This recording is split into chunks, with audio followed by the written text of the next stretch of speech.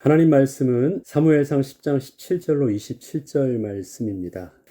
사무엘이 백성을 미스바로 불러 여호와 앞에 모으고 이스라엘 자손에게 이르되 이스라엘 하나님 여호와께서 이같이 말씀하시기를 내가 이스라엘을 애굽에서 인도하여 내고 너희를 애굽인의 손과 너희를 압제하는 모든 나라의 손에서 건져내었느니라 하셨거늘 너희는 너희를 모든 재난과 고통 중에서 친히 구원하여 내신 너희의 하나님을 오늘 버리고 이르기를 우리 위에 왕을 세우라 하는도다. 그런즉 이제 너희의 지파대로 1000명씩 여호와 앞에 나아오라 하고 사무엘이 이에 이스라엘 모든 지파를 가까이 오게 하였더니 베냐민 지파가 뽑혔고 베냐민 지파를 그들의 가족별로 가까이 오게 하였더니 마드리의 가족이 뽑혔고 그 중에서 기스의 아들 사울이 뽑혔으나 그를 찾아도 찾지 못한지라. 그러므로 그들이 또 여호와께 묻되 그 사람이 여기 왔나이까? 여호와께서 대답하시되 그가 짐 보따리들 사이에 숨었느니라 하셨더라. 그들이 달려가서 거기서 그를 데려오매 그가 백성 중에 서니 다른 사람보다 어깨 위만큼 컸더라. 사무엘이 모든 백성에게 이르되 너희는 여호와께서 택하신 자를 보느냐? 모든 백성 중에 짝할 이가 없느니라 하니 모든 백성이 왕의 만세를 외쳐 부르니라. 사무엘이 나라의 제도를 백성에게 말하고 책에 기록하여 여호와 앞에 두고 모든 백성을 각기 집으로 보내매 사울도 기브와 자기 집으로 갈 때에 마음이 하나님께 감동된 유력한 자들과 함께 갔느니라.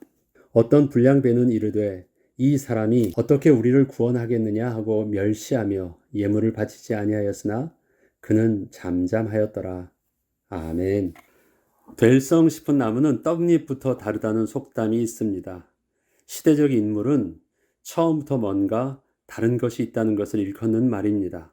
그는 마땅히 될 만하다는 것을 어필하는 말이기도 합니다. 그러나 이것은 하나님의 구원과 하나님의 택하심의 섭리 속에서는 전혀 맞는 말이 아닙니다.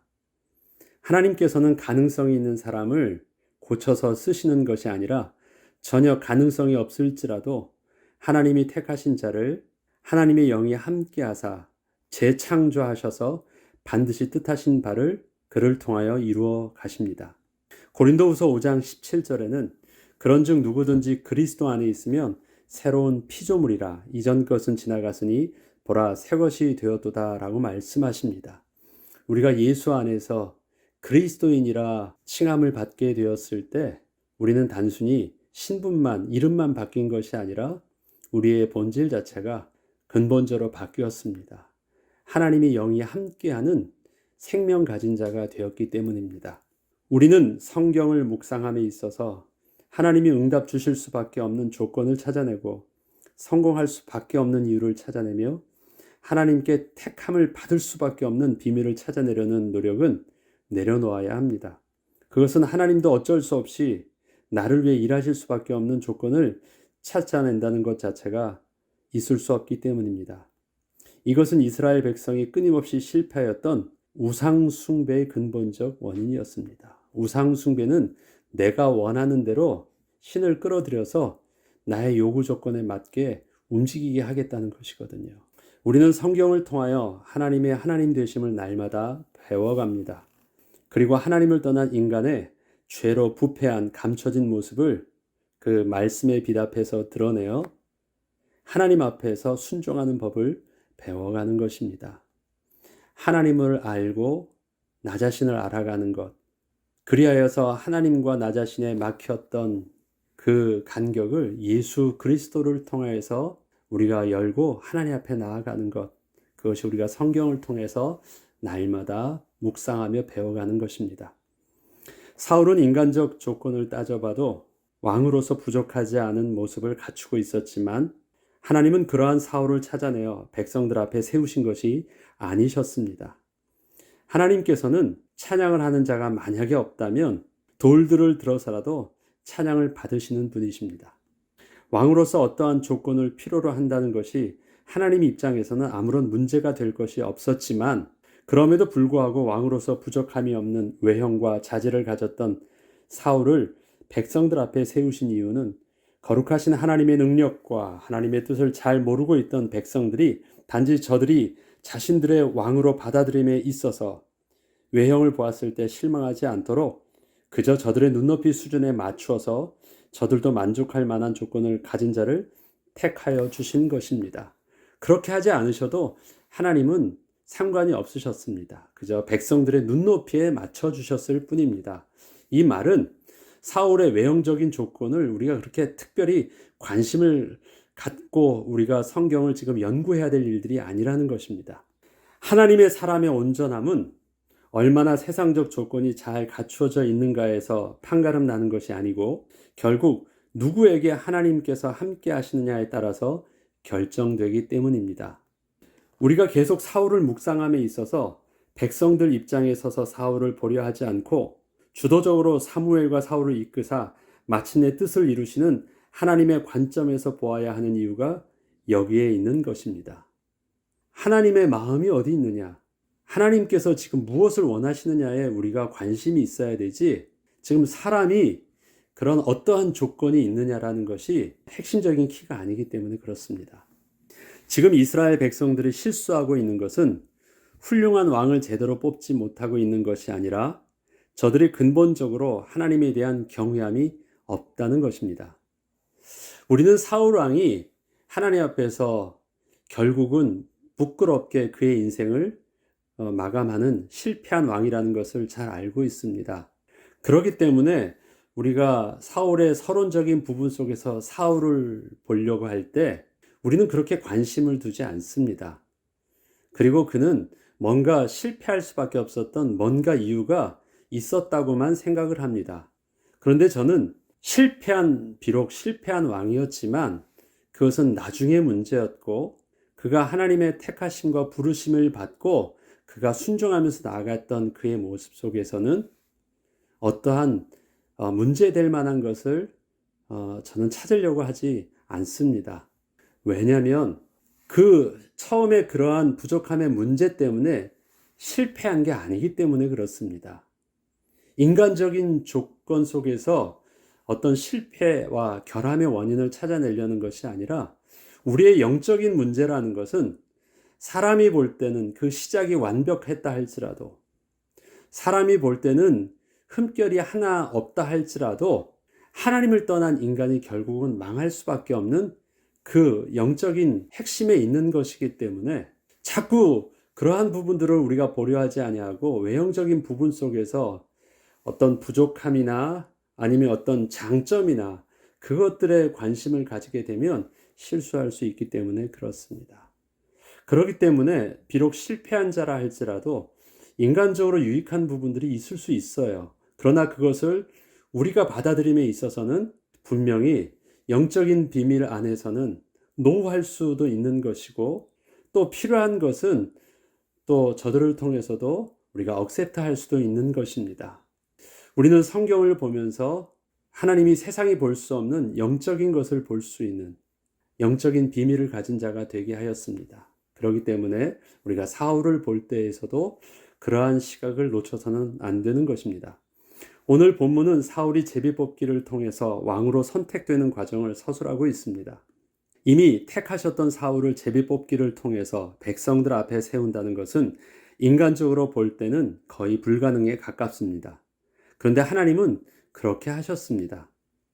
제비뽑기를 어떤 방식으로 했는지에 대한 기록은 성경에 자세하게 나와 있지 않습니다. 그러나 한 가지 유추해 볼 수 있는 것이 있다면 제사장이 하나님의 뜻을 물을 때 사용했던 우림과 둠밈이라는 것이 있습니다. 그것을 가지고 제비를 뽑은 것은 아닌가 하는 생각을 해봅니다. 이것은 정확히 어떤 모양인지 알 수는 없으나 제사장이 걸치고 있던 흉패 안에 누워두었다가 하나님의 뜻을 물을 때 꺼내어 사용을 하는 것이었습니다. 제사장의 흉패가 있는데 그 안에 우림과 둠밈이라는 것이 있습니다. 그것이 종류가 두 개라면 그냥 이렇게 생각을 해볼 수 있습니다. 정확하지는 않지만 만약에 그것이 두 가지 흙과 백처럼 두 가지 다른 것이라면 하나님 제가 오늘 전쟁에 가는 것이 맞습니까? 라고 묻습니다. 그러면 만약에 예를 들어서 손을 넣어서 흑색이 나오면 하나님이 원치 않으시는군요 할 수 있고요.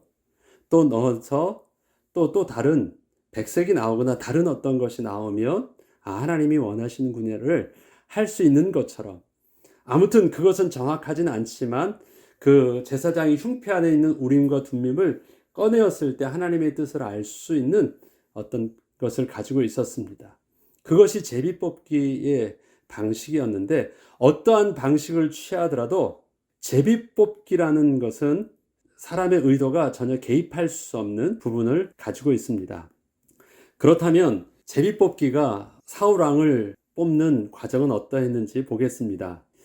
먼저 지파별로 왕으로 뽑힐 만한 자 1,000명씩 미스바로 모이게 하였습니다. 그렇다면 12지파죠? 그럼 몇 명이 모인 것입니까? 12,000명이 모인 것입니다. 이렇게 모인 12,000명 중에서 먼저 지파를 선택했는데 그 중에 뽑혀진 지파가 베냐민 지파였습니다. 그러니까 한 명씩 한 명씩 다 이렇게 한 것이 아니라 다 12,000명이 모였지만 그들이 지파별로 모였기 때문에 일단 12 중에서 하나를 뽑은 거예요. 지파 중에서. 그 중에서 뽑혀있던 베냐민 지파. 그렇게 선택된 베냐민 지파 중에서 또한 한 가문을 선택했습니다. 그 가문도 뭐 12개든 10개든 있겠죠. 그 중에서 뽑혔던 또 사울의 가문, 여기서는 그 사울의 가문 이름이 마드리의 가문이 뽑혔고요. 마드리의 가문 중에서도 사울의 아버지 기스가 뽑혔고 그의 아들 사울이 뽑혔습니다. 그리고 사울아 나와봐라 했는데 사울이 보이지 않았지만 결국은 사울이 뽑히게 된 것입니다. 제비 뽑는 과정을 보면 사실은 그 의도적으로 하려고 해도 절대 할 수 없는 과정이었습니다. 근데 하나님께서는 이미 사울을 그 앞서서 사무엘을 통해서 택하셨고 모든 것을 다 말씀해 주셨고 표징까지 보여주셨고 그 다음에 백성들 앞에서도 저들이 볼 때 아주 객관적으로 그렇게 사울을 뽑혔습니다. 이 과정을 사무엘과 사울은 하나님의 주도적 일하심을 확실하게 볼 수 있었습니다. 백성들은 잘 몰랐지만 하나님의 이 기적을 사무엘은 또 당사자 사울은 자세히 보고 있었습니다. 사무엘은 먼저 제비 뽑기를 하기에 앞서 이스라엘 백성들이 이렇게 왕을 구하는 자체가 하나님 앞에서 옳지 않음을 상기시켜 주었습니다. 이것이 오늘의 본문의 내용의 시작입니다. 사무엘상 10장 17절로 19절에 보면 사무엘이 백성을 미스바로 불러 여호와 앞에 모으고 이스라엘 자손에게 이르되 이스라엘 하나님 여호와께서 이같이 말씀하시기를 내가 이스라엘을 애굽에서 인도하여 내고 너희를 애굽인의 손과 너희를 압제하는 모든 나라의 손에서 건져내었느니라 하셨거늘 너희는 너희를 모든 재난과 고통 중에서 친히 구원하여 내신 너희의 하나님을 오늘 버리고 이르기를 우리 위에 왕을 세우라 하는도다. 그런즉 이제 너희의 지파대로 1,000명씩 여호와 앞에 나오라 하고 이스라엘의 실수는 사울과 같은 그런 왕을 세운 것이 아니라 이스라엘의 참된 왕이셨던 하나님을 버리고 세상과 같이 왕을 세우려 했다는 것입니다. 다시 말해서 사울이 아닌 다른 왕이 뽑혔으면 별 문제가 없는 것을 사울이 뽑혔기 때문에 문제가 생긴 것이 아니었습니다. 하나님이 사울을 주셨기 때문에 문제가 생겨서 그런 사울을 주셨던 하나님을 원망할 일이 아니었습니다. 그것은 사울 왕의 문제가 아니라 바로 그러한 왕 자체를 뽑으려고 했었던 그러한 이스라엘 백성의 영적인 문제였기 때문입니다. 그러나 하나님은 저들의 그러한 반역된 마음에도 불구하고 이스라엘에서 가장 적합한 자를 택하여 주신 것입니다. 특별히 사무엘이 너희가 하나님을 버렸다는 말을 제비 뽑기에 앞서 먼저 저들에게 상기시켜 준 이유는 결국 이스라엘의 계속된 실패의 문제가 왕의 문제가 아니었고 하나님의 은혜를 떠난 백성들의 영적 문제였음을 저들이 또다시 실패할 때 마침내 깨닫게 하기 위함이셨습니다. 이스라엘 백성들이 지금은 사무엘이 하는 말이 무엇인지 모르지만 결국은 알게 될 것입니다. 다음은 그가 진보다리에 숨었으나 결국은 택함을 받는 과정입니다. 베냐민 지파를 그들의 가족별로 가까이 오게 하였더니 마드리의 가족이 뽑혔고 그 중에서 기스의 아들 사울이 뽑혔으나 그를 찾아도 찾지 못한지라. 그러므로 그들이 또 여호와께 묻되 그 사람이 여기 왔나이까? 여호와께서 대답하시되 그가 진 보따리들 사이에 숨었느니라 하셨더라. 사울은 이미 자신이 하나님의 택하신 자임을 잘 알고 있었습니다. 그렇지만 아무에게도 말하지 않고 그저 하나님이 행하시는 대로 인도받을 준비만 하고 있었습니다. 먼저 그는 다른 사람들 앞에 자기가 뽑혔다는 말조차 하지 않았습니다. 그는 사람들 앞에 자신을 드러내는 것조차 부담스러워 숨기도 했지만 자신의 의지와 상관없이 모든 백성 앞에 결국은 드러나게 되었습니다. 사울이 자신을 어필하거나 숨는다고 해서 하나님의 주권적 섭리가 바뀔 문제는 아니었습니다. 우리는 하나님의 뜻을 물으려 할 때 사람들의 반응 속에서 확인하려 하거나 내가 뭔가를 열심히 하면서 그 원한대로 진행되면 그것을 하나님의 뜻으로 여기려는 경향이 있습니다. 그러나 하나님의 선하신 뜻은 사람들이 막고 내가 거부한다고 해서 바뀌거나 멈춰지는 것이 아닙니다. 이처럼 사울이 의도적으로 숨는다고 해서 숨겨지는 것도 아닌 것입니다. 하나님의 택하심은 백성들 중 뛰어난 자들이 자기 자신이 왕으로 선택되기를 바라는 마음으로 미스바에 1만 2천 명이나 모였어도 그들 중에 하나가 뽑히지 않게 하셨습니다. 그리고 사울이 스스로 부담되어 사람들 눈에 띄지 않는 곳에 숨었다고 해서 찾지 못하실 문제도 아니었습니다. 결국 하나님의 뜻대로 사울은 드러나게 되었고 하나님의 뜻에 사울은 온전히 순종하게 되었습니다. 그렇지만 이렇게 뽑힌 사울을 사람들이 다 옳게 반응하고 맞이했던 것은 아니었습니다. 사무엘상 10장 24절로 27절을 마지막으로 읽어보면 사무엘이 모든 백성에게 이르되 너희는 여호와께서 택하신 자를 보느냐 모든 백성 중에 짝할 만한 이가 없느니라 하니 모든 백성이 왕의 만세를 외쳐 부르니라.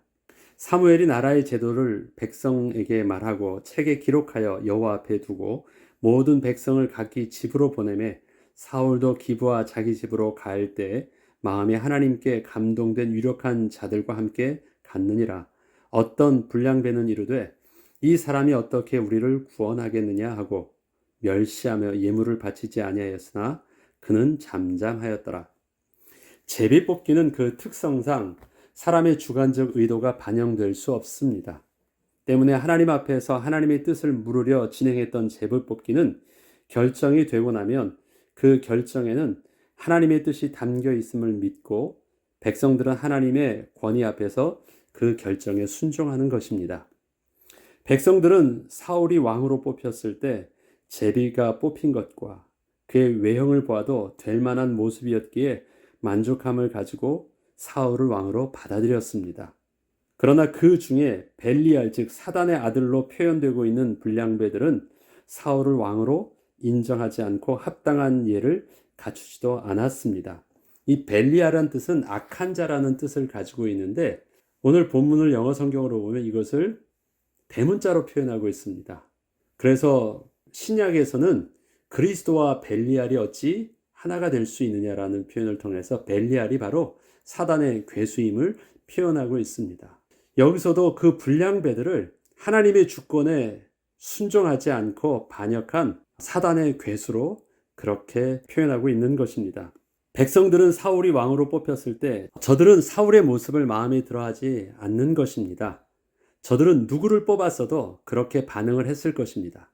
저들이 사울을 인정하려 하지 않은 이유는 자기들이 원하는 대로 뽑힌 자가 아니었기 때문입니다. 하나님의 주권 앞에서 순종하려는 자세가 전혀 되어 있지 않았기 때문입니다.